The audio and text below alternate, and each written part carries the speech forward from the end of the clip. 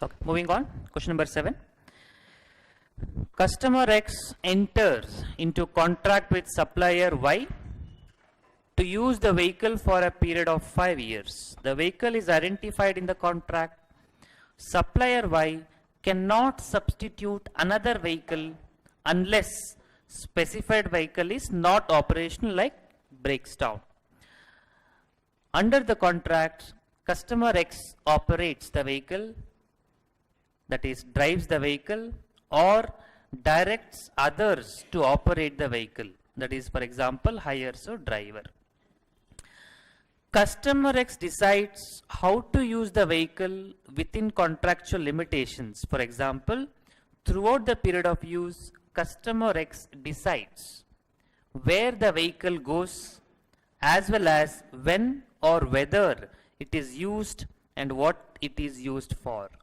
Customer also can change these decisions throughout the period of use. Supplier Y prohibits certain use of the vehicle, example moving it overseas, and modification to the vehicle to protect its interest in the asset. Whether X has the right to direct the use of the vehicle throughout the period of use.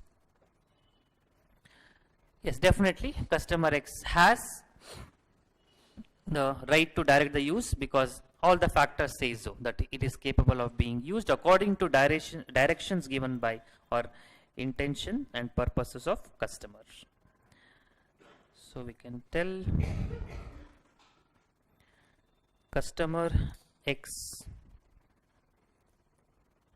has the right to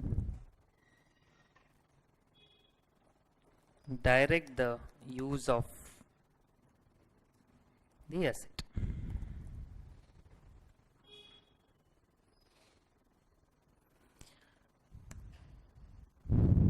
And there are some limitations, like you can't use beyond certain number, and some more limitations are there.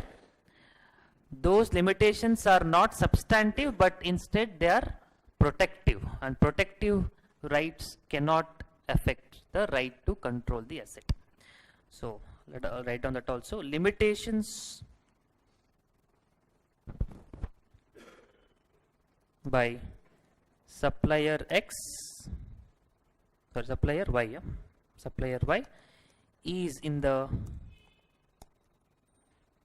nature of protective rights which don't affect the right to use by customer.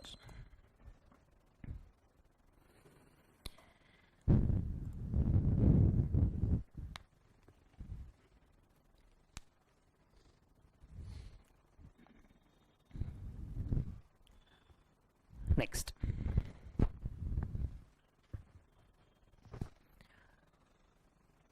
question number 8. Entity A contracts with supplier H to manufacture parts in a facility. Entity A designed the facility and provided its specification. Supplier H owns the facility and the land. Entity A specifies how many parts it needs, when it needs the parts to be available.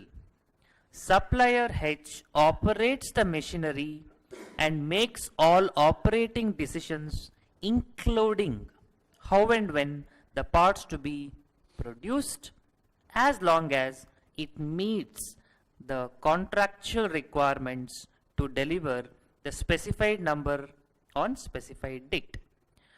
Assuming supplier H cannot substitute the facility and hence is an identifiable asset, which party has right to control the use of identified asset during the period of use?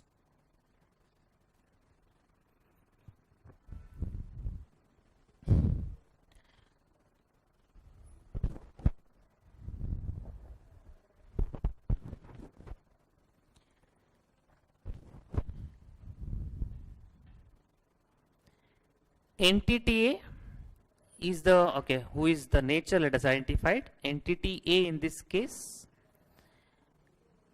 is the buyer of the goods or seller of the goods? Contracts with the supplier to manufacture parts in facility.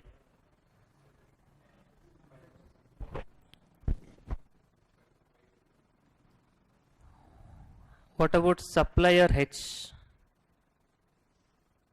They are sellers. Supplier H operates in the machinery. Entity has specified how many parts it needs. So entity A is the buyer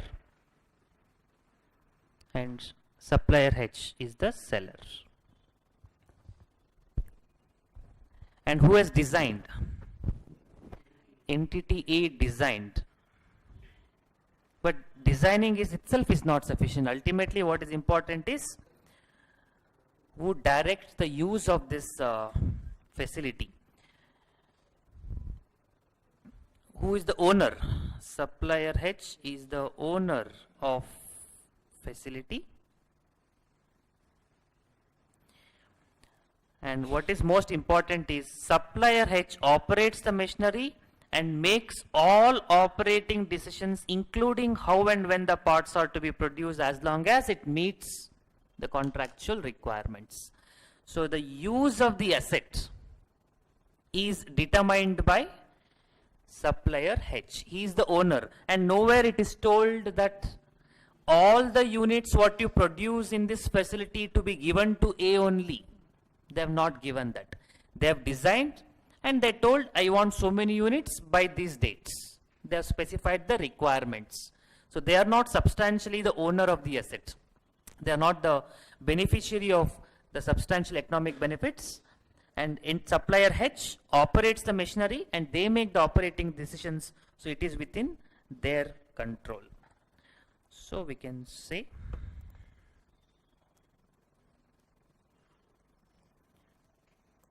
supplier H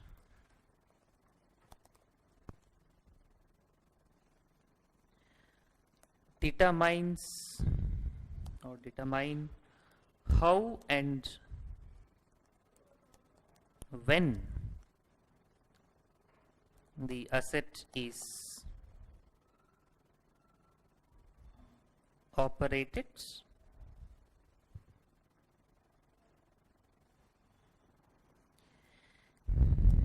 so even though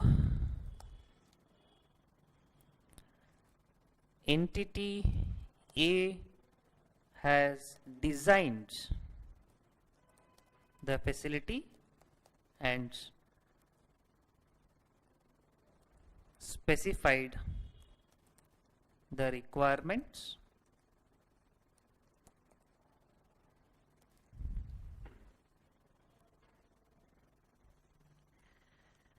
it does not have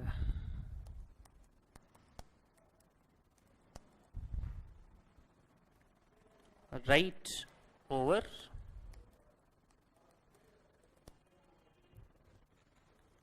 use of the assets.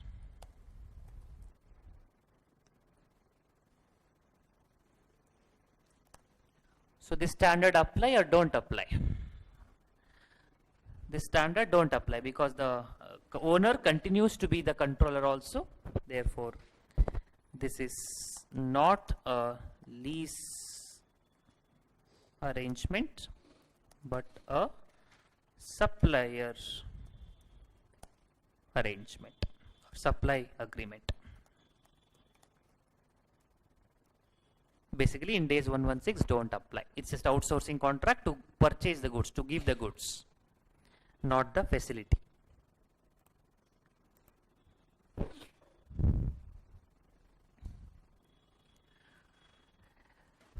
So what is important from these points and all is, it is not important who gets the benefit. What is more important is who decides who gets the benefits, who directs, who control the use of the assets.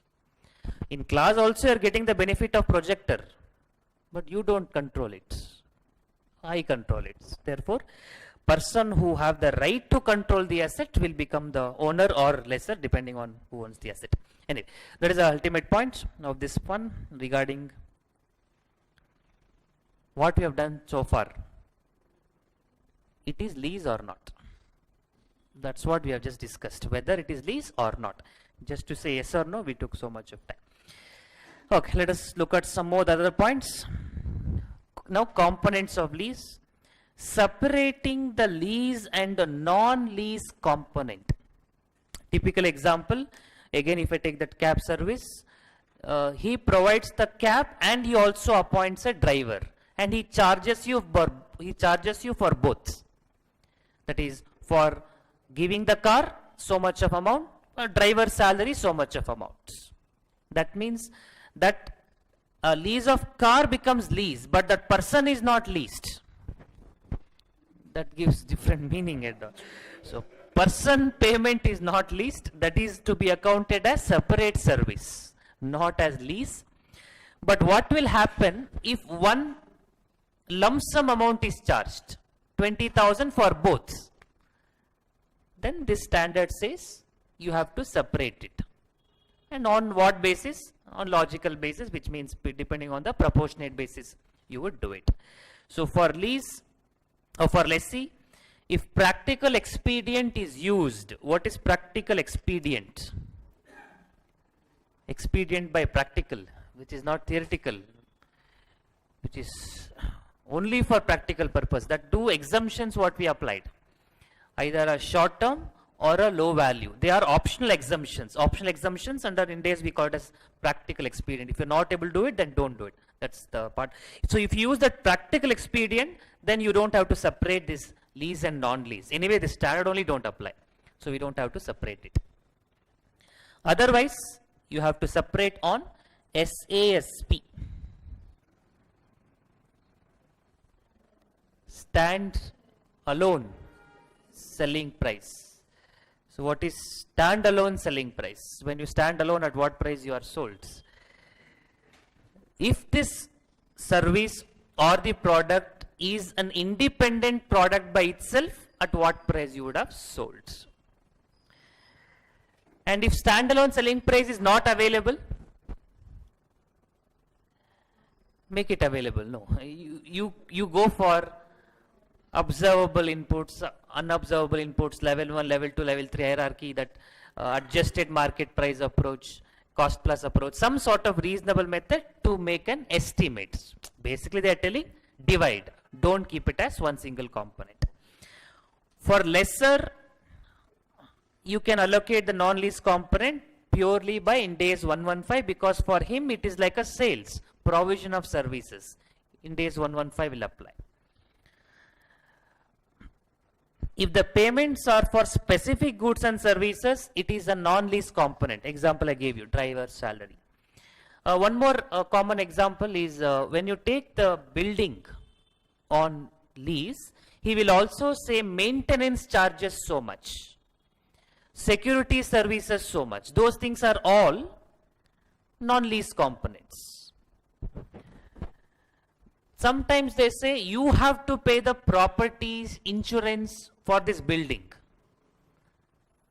The occupier had to pay sometime. Even in regular course also, when you take house on rental basis, you have to pay the municipal taxes, all these expenses. In such case, does it represent a separate service? Government don't give any service, don't expect that. That is, it is not the amount paid to the lessor for getting some benefits. It is part of the lease agreement itself for using the asset. Therefore, they are part of lease, they are not non-lease. Sometimes lessee might reimburse the lessor for the payment made, and that is also part of the lease, unless it is for specific goods and services which are identifiable. If it is general payment, general reimbursement, it becomes part of the lease. Few other small points. Contract combinations. When the contracts has to be said as one contract and when it to be separated. Same conditions as we discussed in Ind AS 115. That is, you can combine if they are negotiated as a single package. The price is connected. Consideration is dependent. You take this machinery also, you take this car also. If you take a combo offer, we'll give you so much of rates. Some sort of connections will be there. The consideration is dependent. The products are connected. The right to use is single lease component. In that case, you don't account it as separate contract. You account it as same contracts. One more practical expedient is given. Whenever we use the word practical expedient, it means it's a choice given because of the practical limitations part. You don't have to apply the standard on line to line basis. You can use this exemption. That's what practical expedient means. You can use a portfolio approach. That means this standard basically tells you have to account on lease by lease basis. Every lease has to be accounted separately, and you can combine if these points are satisfied. But if some company has got so many transactions, they have most of their operations in lease itself, accounting for one by one lease becomes difficult. They might group it like class by class basis. So that grouping is allowed. That's what is called as the portfolio application approach. If you are not able to, or if you don't want to account it for individual lease accounting separately because of practical issues, you can combine them provided they are with similar purpose, similar nature, similar use, similar characteristics. That is class by class basis. What we had discussed earlier, same thing applies. Okay, so based on these points, let's take some problems. Question number 9. Entity L rents office building from landlord M for a term of 10 years. The rental contract stipulates that the office is fully furnished and has newly installed and tailored HVAC system. Maybe some AC system, I don't know. It also requires landlord M to perform all common area maintenance during the terms of arrangement. Entity L makes single monthly rental payment and does not pay for the maintenance separately. The office building has a useful life of 40 years. HVAC system and office furniture each has life of 15 years. What are the units of accounts in this case? Units of accounts means what are lease component and non-lease components. What are the components and what are lease and what are not lease.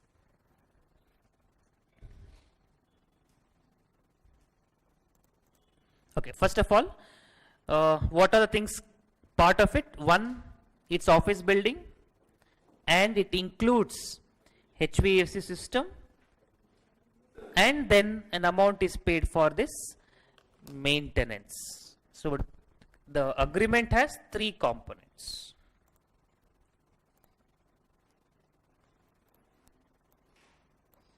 Which are lease, non-lease, we have to identify, but the contract has 3 components.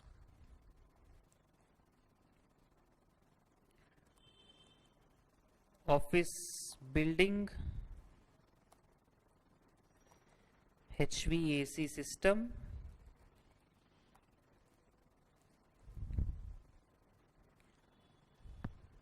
and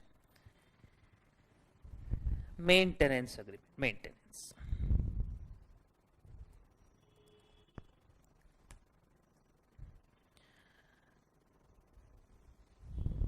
Definitely maintenance is non-lease component. That is definite, that is sure. What about this office building and HVAC system?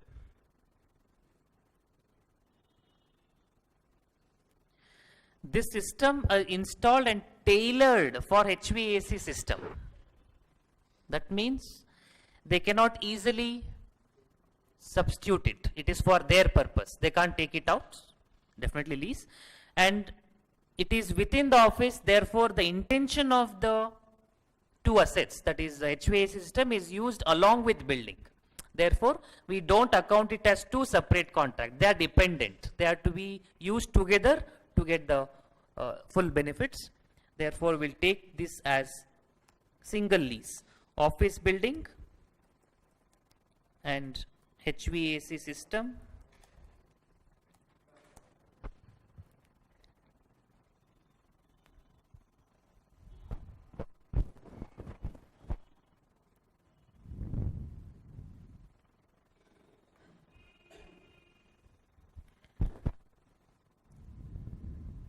are to be considered as one lease component.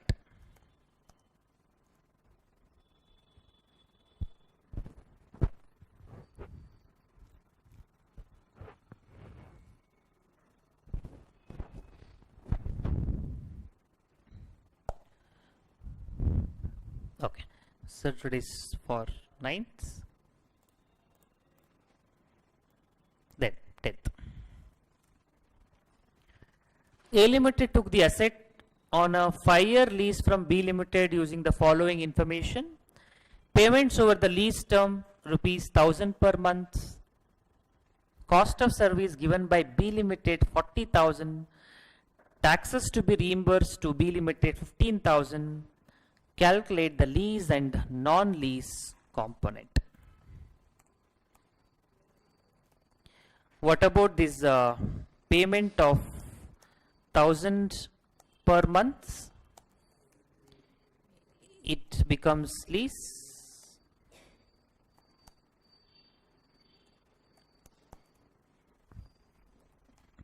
Taxes to be reimbursed is also lease component because it does not have any specific or other services offered, no other benefit received. So this also is considered as lease component. And cost of services, that is representing other services, therefore this is non-lease component.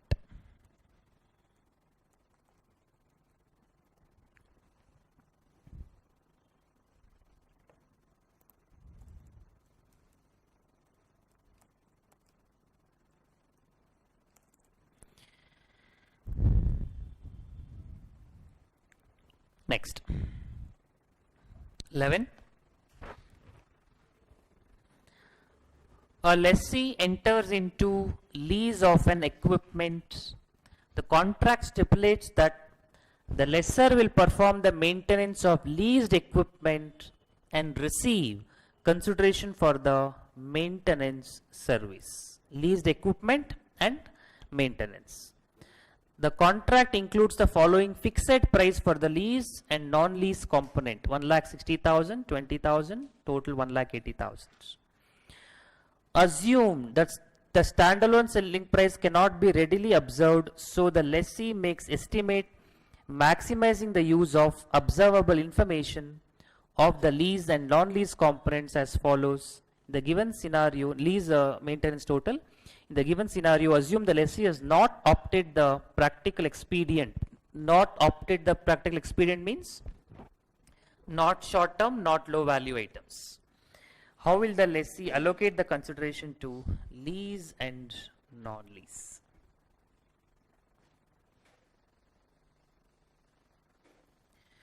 Even though they have mentioned the contract 1,60,000 and 20, and what is most important is you have to divide based on the standalone selling price, which they have given as per estimation 1,80,000 and 20. So don't take 1,60,000 and 20, you take this number 1,80,000 total amount and divide in the ratio of this standalone selling price. This is what we used to do in Ind AS 115 also, same principles. So simple calculation, proportionate, do it fast.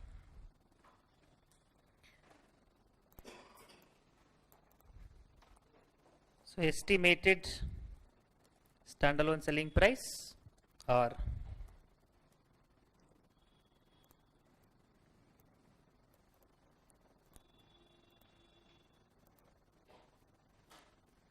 there are two elements, components. One is lease, other is maintenance.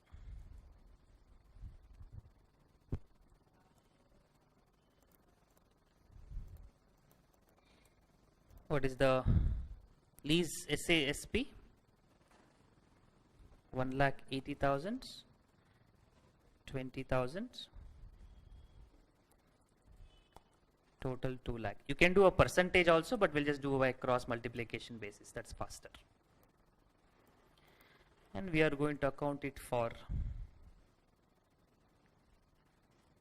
allocation of consideration.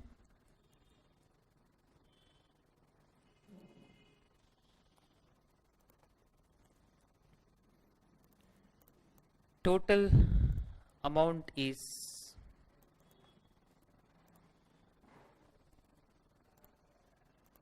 what is the total amount as per the contract? 1,80,000. So cross multiply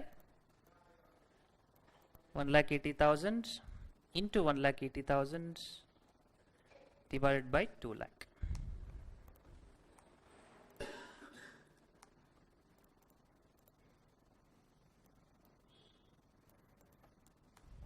And that is 1,62,000. Exactly 1,62,000.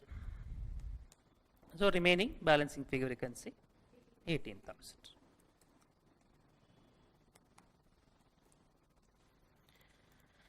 So 1,62,000 is lease component, 18,000 is non-lease component. That's all. Simple.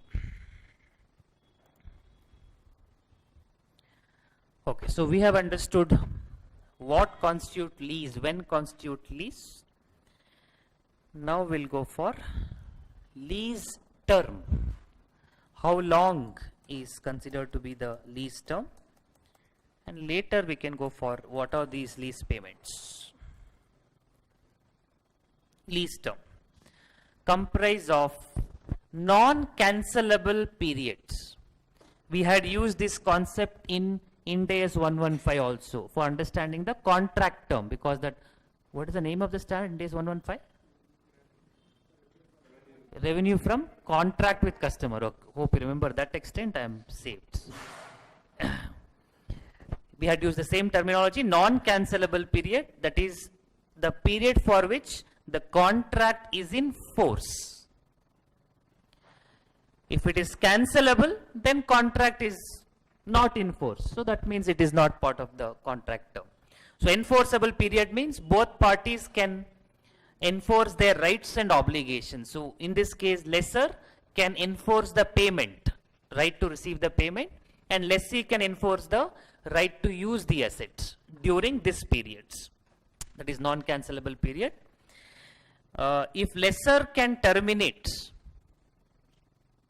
you can consider the optional period provided whether it is expected to be terminated or not expected to be terminated. For example, if the contract is for 3 years and you can renew it for 2 more years, the lessor has the option. He decides whether to continue or not. If you think that lessor will not terminate it, lessor will allow it to be continued, then you can tell lease term is 5 years. Otherwise, if you think that lessor is expected to terminate, then you take only 3 years. That is same thing for lessee also. And not only option to terminate, but also option to extend. That also we had discussed in a problem also earlier. If it is reasonably expected to extend, that renewal period also is considered. What is important is this: if either can terminate, lessor also has the choice to terminate, lessee also has the choice to terminate, both have got the rights, then that period is not considered as leased term. If one of them has got the option to terminate or extend, depending on expectations, past experience, you can decide. But if both has got the option to terminate, then there is no lease term. It's like A and B are in relationship, and if you are walking out of relationship, you need other person's approval. If you don't require, A can also leave anytime they want, B also can leave anytime they want, there is no relationship. It is only temporary arrangement there, so that will not be called as lease. If both of them can either can terminate, then it's not part of lease term. When one person terminates, only one of them has the option, other person need to give the consent, it becomes part of it, provided the intention and the circumstances, whether it is considered or not. If the option to extend, again I told you, if it is reasonably certain that it will be exercised, and then even the extended renewal period also can be considered. And for that matter, the same thing we had done in Ind AS 38, intangible assets also, because when you take asset for a certain number of years, if the new term, renewal term cost is negligible, even the renewal period also is considered as part of the original useful life. The same logic applies. If the option to terminate, if it is reasonable not to exercise, then that period also you can consider. And relevant facts to apply in these cases are economic consequences to lessee, past experience, more importantly, the significance of the asset.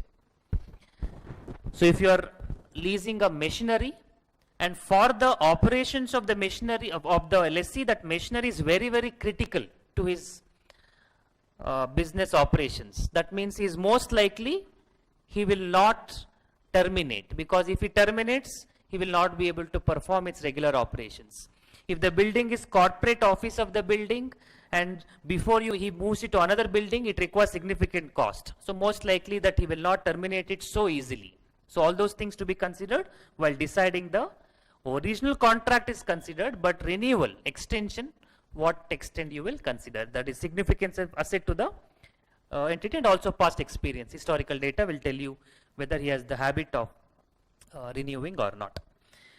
Remeasurement, that is whether 12 months later you will reclassify, remeasure it, will you consider or not, on significant event or a change in non-cancelable periods. Then in such case, lease term can be reassessed. That is, significant event means he has taken the building on lease. Lessee has taken the building on lease, and it is for 3-year purpose. And it can be extended for further 5 years. But at the initial period of time, you expect that he will leave the building after 3 years. That is your initial expectations. But after 1 year, what happens? Lessee has constructed some artificial structures which should be there for at least 5 years later. So when he has constructed some artificial which cannot be removed easily, you mostly expect now that this contract will be renewed, because if it is not renewed, what will happen to lessee there? He is going to lose the benefits, which is not likely to happen. So initially you thought it was for 3 years. Now because of this event, you may have to revise the leased terms. And other example, change in non-cancelable periods. That is where the enforcement is in place. Let's say you thought originally it was for 5 years. That is, both party cannot cancel. Then due to mutual agreement, you have modified the terms. Legally you have executed that it is not 5 years, let us extend it to 8 years. Then that case, you have to revise your lease term for accounting purpose also. So in these two situations, you need to reassess. Factors to be considered within the entity's control and affects the lessee option, which were not included previously. Earlier this information was not there. Now you got the information, so you reassess, you revise the lease term, which is different from original part. For lessor, when the lessee exercised the option to extend or to terminate, you would consider it as revised term. That is, originally you had considered 5 years, and lessee has the option to 3 years. And lessor thought he will not exercise. But actually what happened after 5 years? He said, I will exercise the option. In such case, you have to renew it for 3 years. It becomes revised lease term depending on the terms which have got modified, which have got changed over a period of time. That's only modification. But what is most important is ultimately you have to consider non-cancelable period, and everything else depends on reasonability, whether the option to terminate or option to extend is considered or not. So based on these points, let us take some problems. Lease term is an important aspect. Question number 12.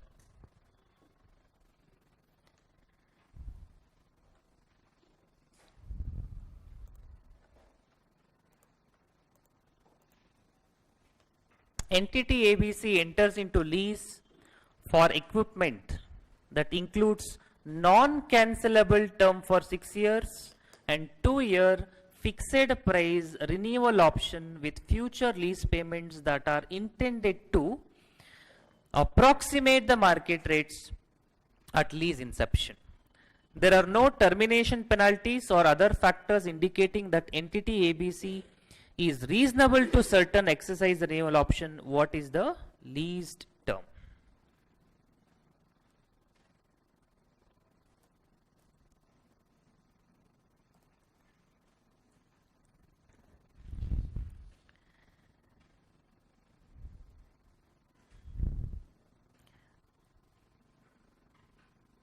There are no termination penalties or other factors indicating that ABC is reasonably certain. So entity is reasonably certain or not reasonably certain?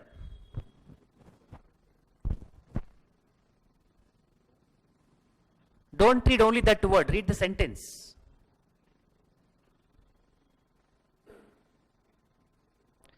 There are no factors which indicates ABC is reasonably certain. So therefore, you are not sure whether it is to be considered or not. Don't read, okay, reasonably certain, what is there? We'll make it. That is not the way you read. There are no, again, don't read, there are no termination penalties. No, don't read only that word for no. There are no factors. That means there are no termination penalties or other factors. There are no factors which says entity is reasonable to exercise. Since there are no factors, we say that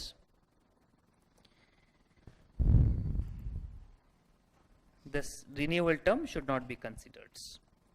There are no factors which indicate the exercise of renewal option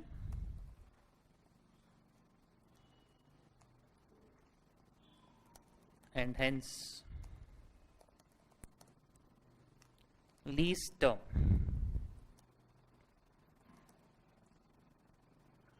to be considered at inception is 6 years.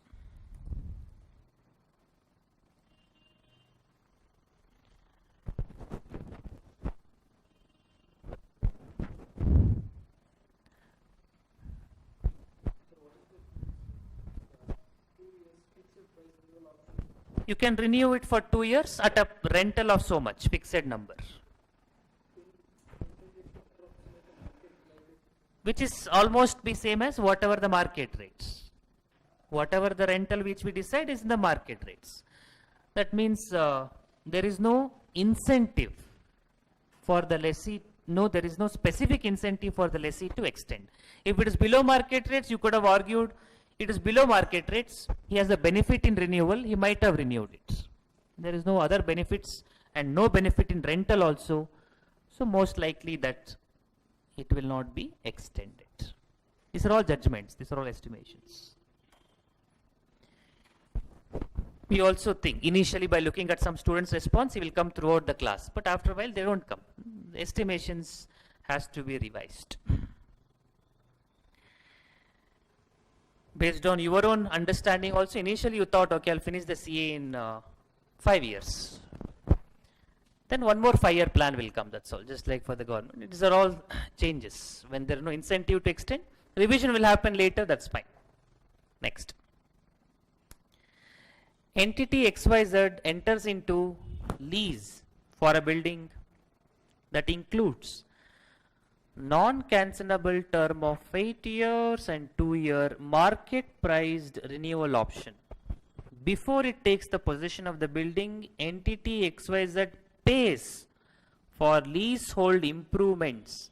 The leasehold improvements are expected to have significant value at the end of 8 years, and that value can be realized through continuous occupancy of the leased property.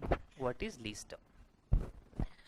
So it says 8 years, and before even this property is occupied, the lessee has come and installed some improvements, they have done some changes, modifications, and that modification, the benefit can be received only by using it for some more years. Therefore, most likely it's reasonably certain that the lessee will extend. Therefore, lease term should be original 8 years plus renewal period of 2 years.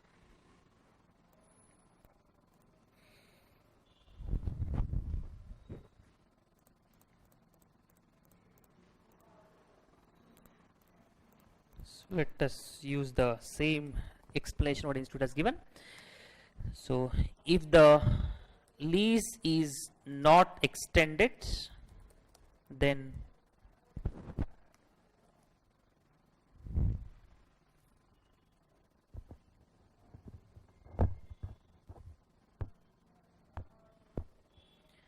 lessee would suffer a significant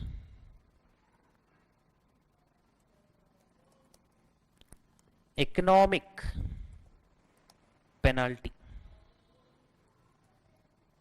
Again, this is some hi-fi English word. You can tell if the lease is not extended, lessee will suffer a loss. It would have been very simple, but I'm just using the word so that you also get used to expressing these kind of English in exam. Would suffer a significant economic penalty, and hence it is reasonably certain that lease will be extended or renewed. Therefore, lease term is original 8 plus additional 2, which is 10 years.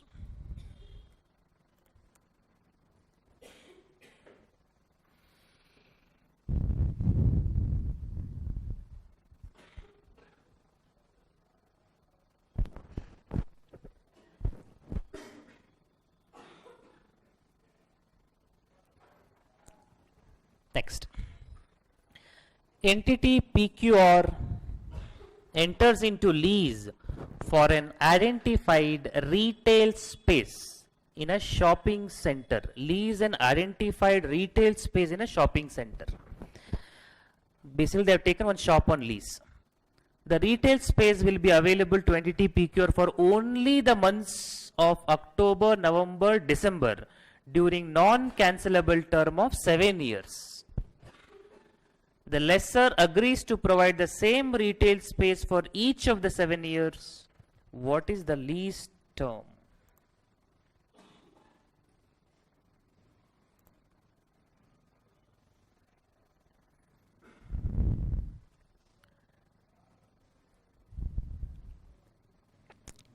So do we consider first of all this as lease? It is. It may be part of the year, full of the year, does not matter. Those 3 months are considered as lease over a period of 7 years. So lease term 3 months per year over 7 years. Therefore, lease term is 21 months. That is the lease term. Period over which entity actually get the right to control the use of the asset.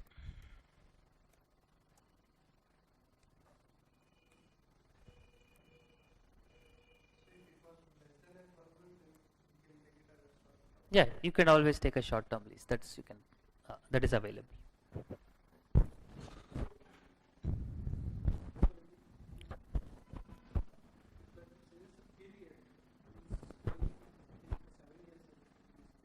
You are not using the asset for 7 years.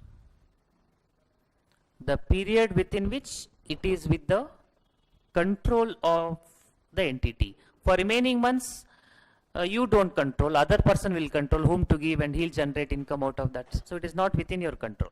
So for that period, you cannot take it as your asset.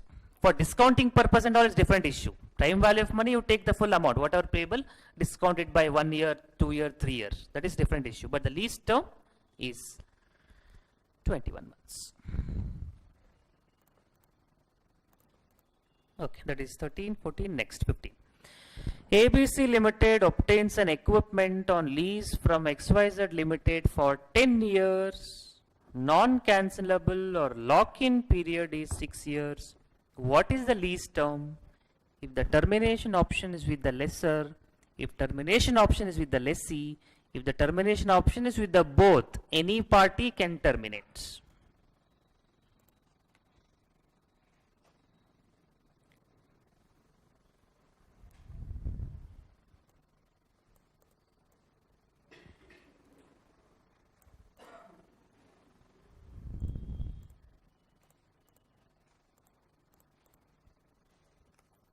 So that is, let me just say this is ABC.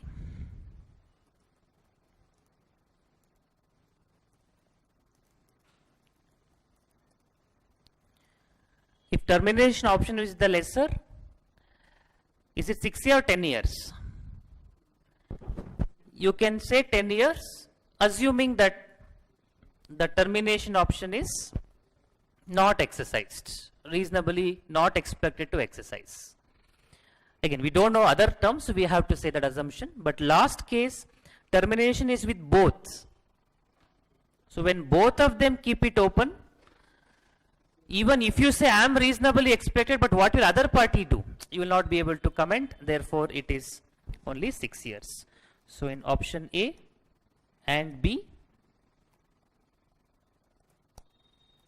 it is 10 years, assuming termination option is not exercised. But option C, it is 6 years and not to consider the remaining term, because in the remaining term option lies with both. If option is with both, the contract does not exist.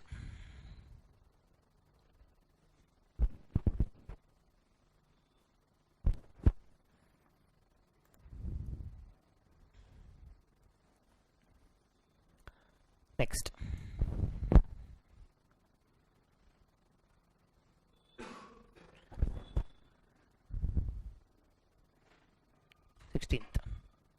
Retailer M enters into 5-year lease for a building floor followed by 2 successive 5-year renewal options. On the commencement date, retailer M is not reasonably expected to exercise the extension option. He is not reasonably expected. Mostly that means you will take only the 5-year period. At the end of 3rd year, retailer M extended to include another floor from year 4 due to business acquisition. He took the rent for one more floor. For this purpose, lessee concludes a separate 7-year lease for additional floor, separate lease for additional floor in the building already leased. Is the retailer required to reassess the term in this case?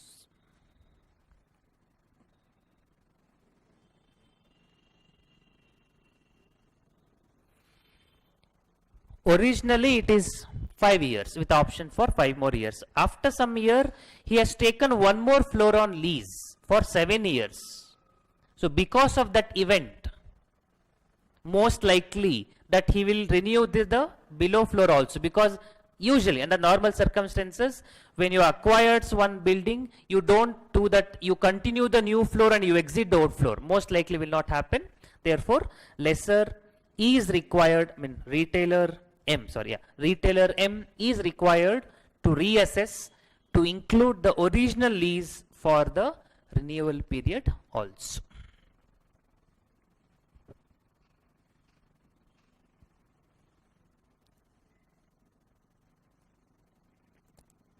So original lease term, that is at inception, was 5 years.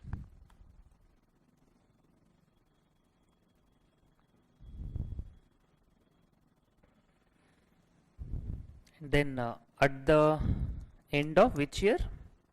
Third year.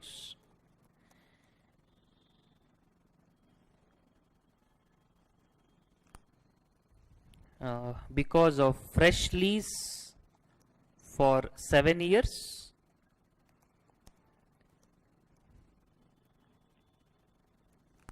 it is reasonably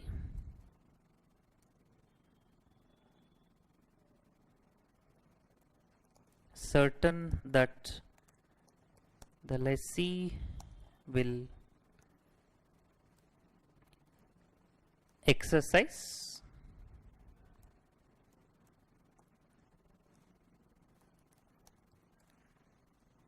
renewal option. Hence, reassessment of lease term is required, and revised lease term will be, this is 2 years remaining,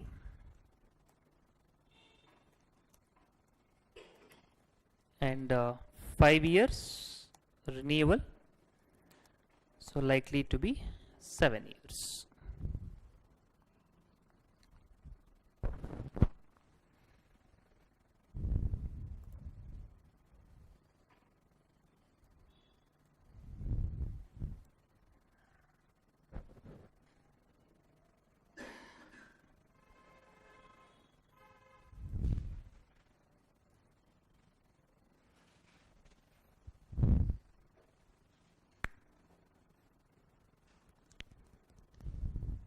Next,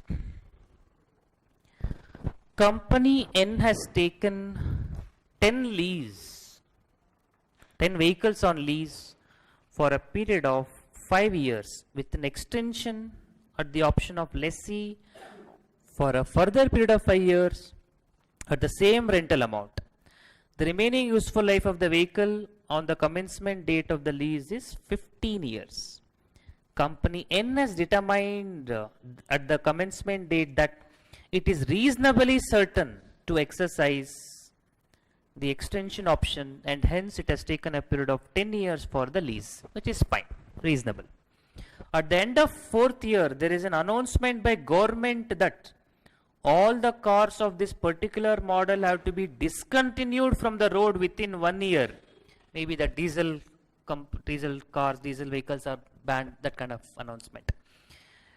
To be discontinued from the road within 1 year due to the change in pollution norms in the country. When they mean to be discontinued from the road, that means the asset should not be used. I will not use the vehicle on the road. Anyway, there are no roads. I mean, don't think on those literal sense. Apply in the interpretation. Will the lease term be reassessed in this case?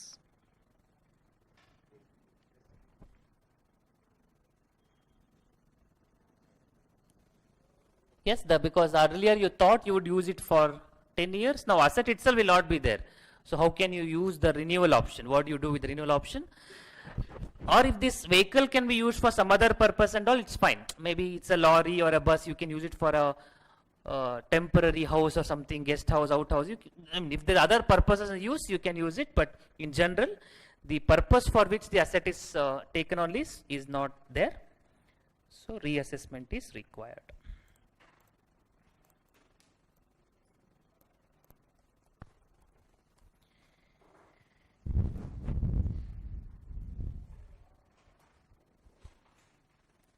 So announcement by government will prohibit the entity from using the asset in the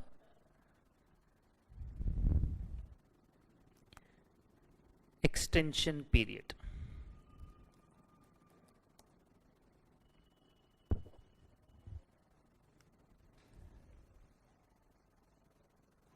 Hence, reassessment of lease term is required.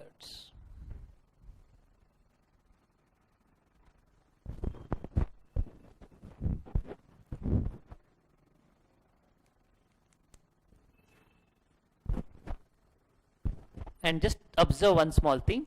At the end of fourth year, and you are having remaining 1 year. So your original period is intact. What if it is not at the end of fourth year, if it is at the end of second year?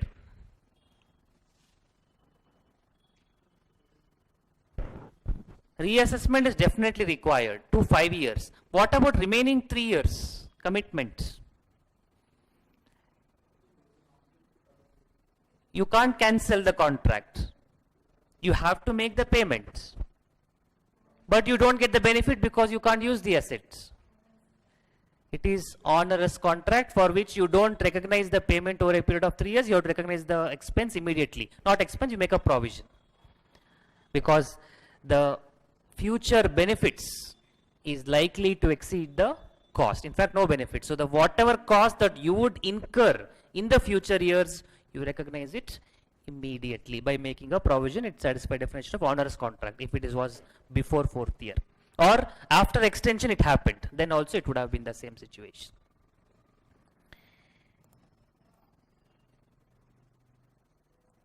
Okay, that is 17th. Quite a few questions we have finished. How many more are there? Only 40 questions are there, I think. 23 questions. So we can finish it off today itself, I think. Okay. It's not reasonably expected to complete, so we'll go for the next part. Lease payments. What is called as lease payments? First of all, it comprises of fixed payments. Okay. This term fixed payment is very interesting. It's not difficult, but because of your knowledge in costing, it might confuse you. Okay. Suppose there is an agreement between A and B for lease payment of 1 lakh for first year, 1 lakh for second year, 1 lakh for third year. Is it fixed payment? Definitely yes, it is fixed. Suppose it is not 1 lakh, 1 lakh, 1 lakh. If it is first year 1 lakh, second year 2 lakh, third year 3 lakh. Is it fixed lease payment? It is. Again, the reason I told you because you think from costing. Fixed payment means fixed cost. Amount should not change. So when I means fixed here, it means it is not variable. It is not fluctuating. It is not uncertain. You know the amount. Amount is fixed. Therefore, we say fixed payments. So you have to understand in that context. Because some people also ask me this question in the regular course that in the examination, in every subject, question paper 1 is compulsory. Question number 1 is compulsory. Remaining questions, you have an option. Compulsory means, will it be like if I don't write that question, they will not value my paper? If no, then why are they calling it as compulsory? When they mean compulsory, it means it does not have a choice. Other has a choice. That's why they use the word compulsory. So you have to understand in that context. So here also, when you mean by the word fixed payment, don't think the amount is same. It is not same payment. It is certain payment. Amount is known in advance. Less any incentive received, including any substantial fixed payments. Substantial fixed payments we have to discuss. That means, in substance fixed payments, they are variable, but in reality, they are fixed. Like they might say, lease payment to be paid higher of 1 lakh, or if you cross this unit usage, you have to pay 1,20,000. 1 lakh is definitely certain. I know it is uncertain, but still minimum payment has to be made. So to that extent, in substance, it becomes a fixed payment. So we will understand that in detail later. Incentives means any amount that lessor pays the lessee as a reimbursement. Because they might say that like cashback offer kind of thing, what we do in other form. You make the payment, but if you make the payment earlier, we'll give you this amount back. You have this time to decide to occupy the building, but if you come within 2 months, we'll give you so much of benefit. We'll pay you the amount, we'll reimburse you the lease rent. 1 month lease rental is free. You don't have to make the payment. That kind of lease incentives are subtracted because it reduces the outflow. Variable payment that depends on index or rate.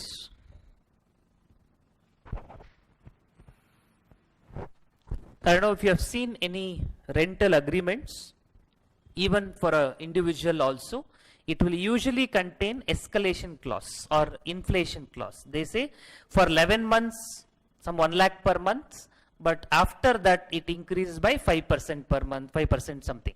That percentage, if it is there, it is a variable lease payment and part of lease payments. Variable payment which is rate oriented or depends on index. Index means there might be inflation index. The rental payments are indexed to inflation index, CPI, consumer price index, wholesale price index. So many index are there. You have CII also. Cost inflation index, income tax. Suddenly you don't know what you thought. Some of you thought I'm scolding you or something. That is what you use in income tax on daily basis to compute the indexed cost. So your lease payments also might be connected with those index. Also maybe other index like stock market index. Who knows? I'm just trying to tell the in general.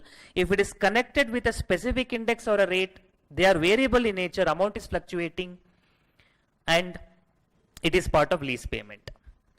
Exercise price if there is a purchase option. At the end of lease period, lessee can purchase the product by paying a certain amount. That is also part of the lease payments. And penalties for termination of the contract also will be part of lease payment depending on whether you are expected to exercise or not expected to exercise. That is, they say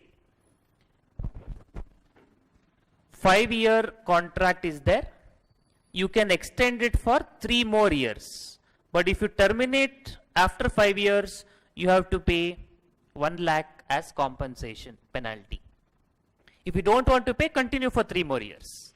So if the expectation is that he will extend, then this 1 lakh will not be part of lease payment. If it is expectation that termination will happen, he will pay the penalty of 1 lakh, then it is part of lease payment, depending on your expectation that will happen. Residual value for lessee, it is guaranteed by him. For lessor, guaranteed by lessee, related party, or even any third party who is financially capable of satisfying this condition. Example, A takes or receives, obtains some lease from B. That is, A is lessee and B is lessor. And he says, I will pay 1 lakh per annum for 3 years. 1 lakh per annum for 3 years. And after 3 years, I will make sure I will pay 50,000 to purchase the assets. And my related party, that is maybe my holding company, my subsidiary company, will pay 30,000. So the residual value guaranteed is actually total 80,000. But from the point of view of lessee, we take only 50,000, what is guaranteed by him. But for the lessor, we take any guaranteed amount as part of lease payments. So from lessee point of view, lessor point of view, lease payment need not be 100% same. Small element of difference could be there. One of the reason is residual value.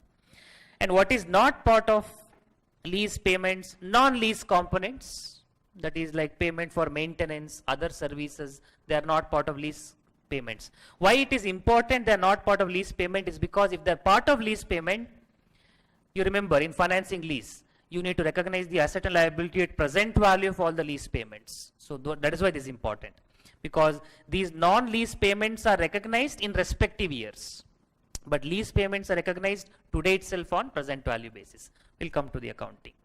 Non-lease components and this variable payments which do not depend on index or rate, because if they depend on index or rate, they are variable payments, part of lease payments.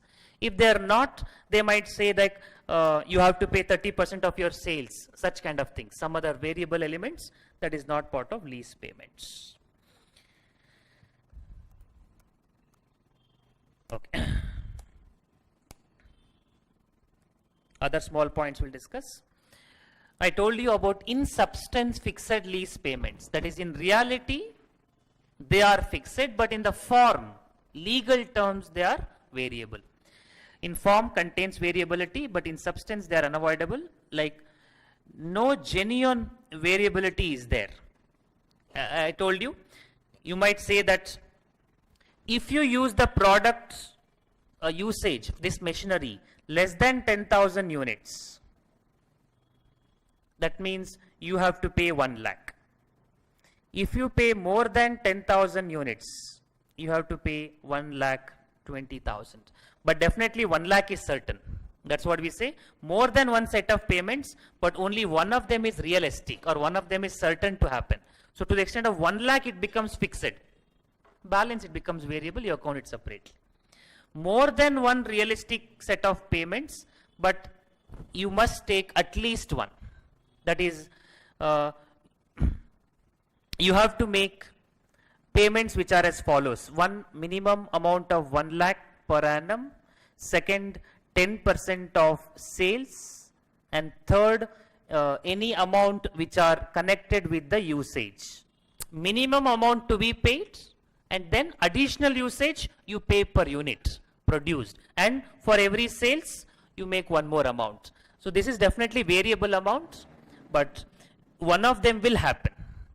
You have to make the payment, or you have to make 10%, or the usage, or all of them, depending on the terms of the contract between lessor lessee. So one of them will happen. Therefore, that one which will definitely happen, let's say minimum is 1 lakh. In that case, it again becomes so in substance lease payment. For the balance differential amount, variability will continue. That we'll call it as variable lease payment. We'll account it separately. Okay, that is regarding the in substance lease payment. Then we told about lease incentive. We'll discuss it. Basic, I told you. It is a payment made by lessor to lessee. That is like a cashback offer kind of thing. The treatment for lessee is deducted from payments. Don't worry about the RU asset. We'll discuss that later. But whatever lease payment is paid by the lessee, it will get reduced to the extent of incentive received, the cashback kind of thing. For lessor, if it is financing lease, you subtract from NIL, net investment in lease. We'll discuss that later. If it is operating, you reduced over income over the term of the lease. We'll discuss this part later when we come to the accounting treatment for lessor. Leasehold improvements. Leasehold improvements means you take the asset, let's typically building on lease or a space, then lessee will construct some more things. Those are called as leasehold improvements. Now the question is, who should account for that leasehold improvement, lessor or lessee?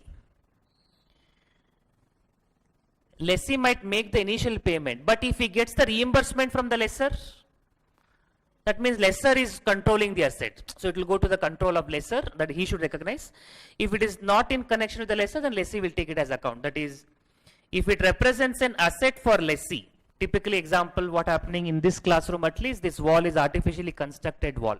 So this wall will not be owned by the lessor. When we are leaving, this will be dismantled. This will be destroyed. You don't try to do it, but when we are leaving, we will do it. That represent lease, therefore, that is accounted just like a reduction in lease payment, lease incentive. But if it represents a separate asset for the lessor, then he will account it as an asset separately under Ind AS 16. That is because lessor is getting the control over the asset. So it becomes his asset. Not only the original asset belongs to him, the improvement also belongs to him. That is, where you purchase, you take a land on lease basis, then you construct a building. When you're leaving, you can't take only building with you. You have to leave the building to him only. In such case, the cost of the building also will be capitalized in the books of lessor. So if it represents a separate asset, the leasehold improvement, the lessor will recognize as an asset separately. Otherwise, what we just discussed, it will be subtracted from the lease payment. Some more points. Variable lease payments, as I just told you, repetition once more. If it depends on index or a rate, like inflation index, variable interest rates. In that case, it's part of lease payments. And if there is any change in index, subsequent remeasurement happens. We'll understand what is remeasurement later. If that is initially you recognized, expecting some payment will happen.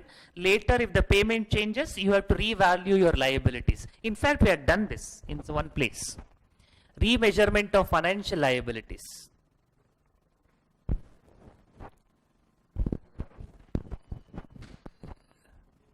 You are looking at me not which chapter, which subject you are talking about.